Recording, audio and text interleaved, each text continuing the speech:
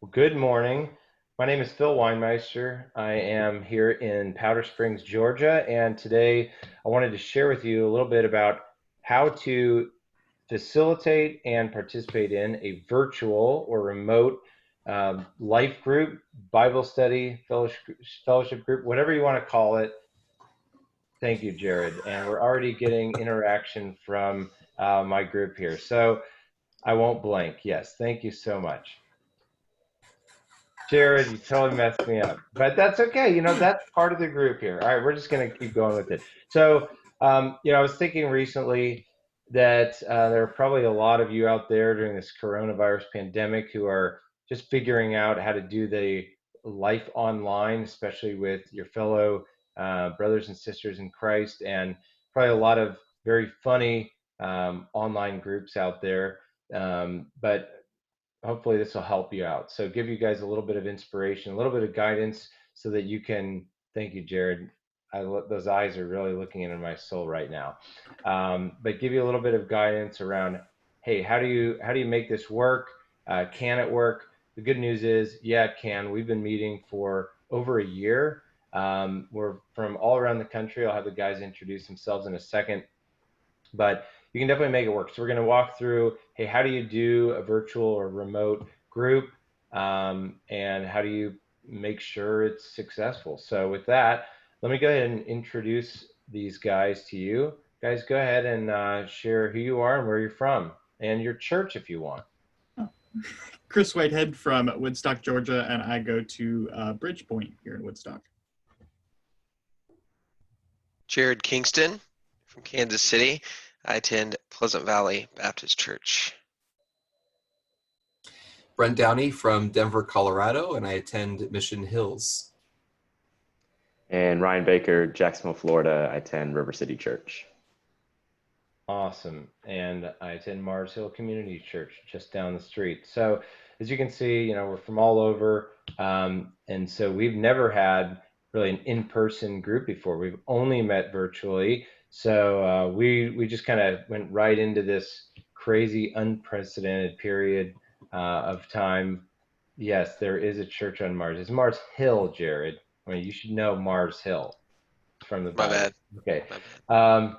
And it's also the name of the street that it's on. So we cheated a little bit there. So let's talk about kind of how we actually run the group. We have a few different sections of our time. We meet for about an hour. We do fellowship to start. So let's talk about that. How do you do fellowship online? I guarantee that there's probably been some awkwardness in the past few weeks with this particular part, because you can't go and slap your friend's back, give them a hug, and sit there and see the body language. But I guess you can a little bit, but you can still make it work. So what we do, we go ahead and open it up at the very beginning, do fellowship. We do a few things. First, we just share life. So what I'll do is I'll pass it on to one of the guys, and they'll share what's been going on in their life over the past week. That could be something really positive. It could be, a challenge or a struggle. We don't specifically do, highs and lows or anything like that, but it's just, hey, share life, what's going on, update us on everything going on. And then they'll pass it on. And that kind of keeps things going where everyone's not dependent on whoever's facilitating. It can just go through the whole group. So we all share. And then also, sometimes we'll do a second round of that where we talk about maybe a specific topic. Obviously, what's going on now with the pandemic is something we're talking about, but also icebreakers. So we might have a question. One question we had one week was about, it was like, who is a role model when you were growing up? And that had some really good conversation that I appreciated quite a bit. Guys, for you, would you have any advice around the fellowship part here? What makes it work? What are some things to look out for, maybe?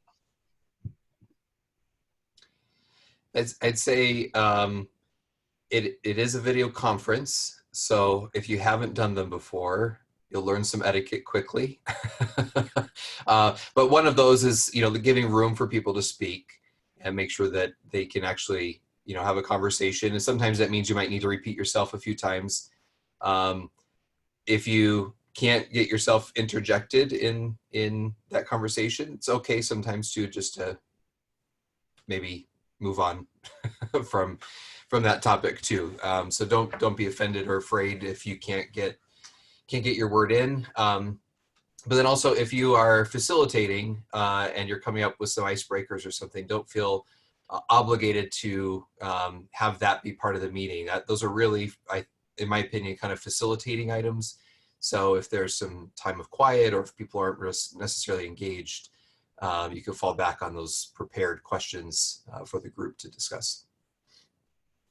For me, it's be authentic. So make sure that you can come into this and be your authentic self, right? You don't have to put up a front. You're in a safe place. So just be yourself.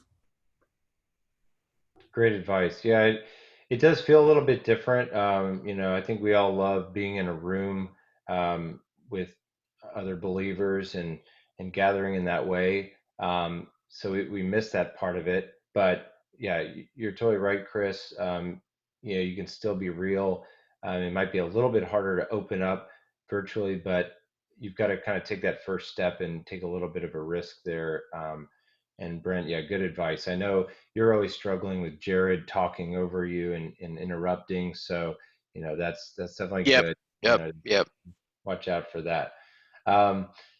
Another huge part of our meeting is just around Bible study. I think whether you're doing a study of a book or you're actually doing a Bible study, either is great, and that can work well as well. So I'll talk about that. We go ahead and read through a chapter. We do a chapter a week. Right now we're in Romans 6, and we've actually been through 4 or 5 books of the Bible already, which is pretty amazing. And so we'll read through and we'll do the same pass it on approach. I'll start, read a few verses, and one of the guys will just pick it up, and they'll continue that until we read through the chapter. And then there are a couple different things we can do.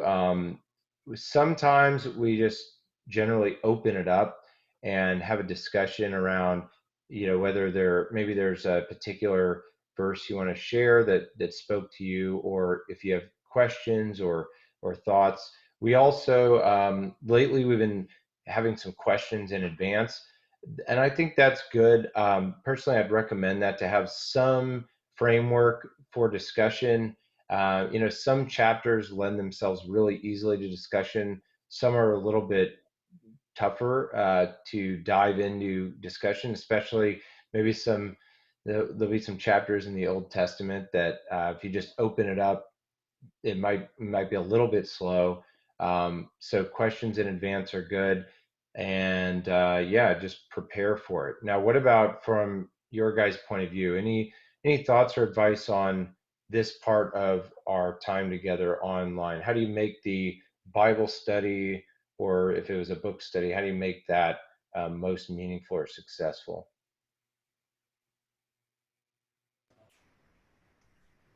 I would say this, doing it online actually provides a little bit of a unique opportunity in that, not everyone has a commentary handy that they would normally maybe take to a Bible study. And so I think it's unique in the sense that, if you have another monitor or even if you don't, you can, bring up not only, Bible.com if you want to have the Bible up right on your laptop, but also go bring up different commentaries to kind of help, study the word in a different way that maybe you would not typically do or have in your normal tool set. Good advice. Anyone else have anything to add there? Yeah, I think just listening to what everybody brings to the table. I mean, we're in a unique position in this group, and you're getting to fellowship with people like all across the nation, which is kind of cool. So there's can be different perspectives on God's word, or things that God's highlighting to somebody that maybe someone in your typical circle, wouldn't get. So just listening, not interrupting like Jared. So Yeah, exactly. yeah. Great input. Appreciate it. Now Jared has admitted that he multitasks during all of our meetings. Multitasking for Jesus, that's what we call it. All right, that's acceptable. It is. And then also, prayer can be a part of a virtual group just as it is with an in-person group. So with prayer, what we typically do is nice, Jared. We will just jump in and pray over a specific need as it comes up. Sometimes we'll take specific time, and sometimes we spend our time on fellowship and Bible study, and we don't have prayer. We should probably have it every single week, but yeah, you can do it a few different ways. So that I think might feel awkward as well to some people because especially for someone who's um, maybe not as up on technology and just feels like you've got to be in a room, you got to have maybe your hand on your brother's shoulder during a prayer, and you can't do that. um, you can still pray just the same. So it's one of those things I think you just have to tell yourself, hey, just get past it. If it feels a little bit awkward, you're still talking directly to God, and it's not like he sees your prayers any differently if you're in the room with the others or not. Anything on prayer? I mean, maybe one of you has a comment to add. All right, not too much else to say there. I think that's pretty straightforward.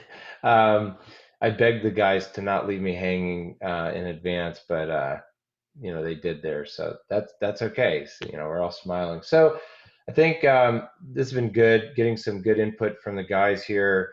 Be yourself, listen, look for opportunities to share, prepare. Try not to feel awkward when if it does, just kind of push through that, because once you get in a rhythm, it'll feel a little bit more normal, and it definitely can work. So we don't know how long this whole thing will last. So instead of seeing it as, well, we're just trying to get through it, I would encourage you, if you're trying to participate in or lead one of these studies, to really embrace it and try to get as much out of these sessions as you would something in person. So really appreciate the time you spent listening to us and what we've been trying to communicate to you guys. Any final words from the peanut gallery here? It's not too hard, and it's a lot of fun. Awesome. All right, well, thank you guys, and good luck to everybody out there who's trying to do their own online Bible study. Have a good day. Godspeed.